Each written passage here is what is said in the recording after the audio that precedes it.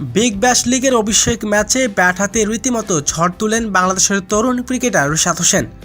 Hobart হ্যারিকেন্সের হয়ে প্রথম ম্যাচেই মাঠে নেমে ৩০ বলে ঝলমলে এক ৬৫ রানের ব্যাটিং টার্নঅফ দেখালেন তিনি। তার এই বিধ্বংসী ইনিংসে ছিল ৫টি ছক্কা এবং ২টি চার। তবে ব্যাট হাতে রীতিমতো চোখ ধাঁধানো পারফরমেন্স করেছেন অভিষেক ম্যাচেই। দর্শকই সবের বিস্তারিত থাকছে ভিডিওর প্রতিবেদনে। এদিন হবার্ট হ্যারিকেন্সের প্রতিপক্ষ ছিলেন সিন্দিনিয়া থান্ডার্স। প্রথমে তারা ব্যাটিং করতে নামেন। নির্ধারিত ২০ ওভার শেষে ৮ উইকেট হারিয়ে ১৮০ রান সংগ্রহ করেন থান্ডার্স।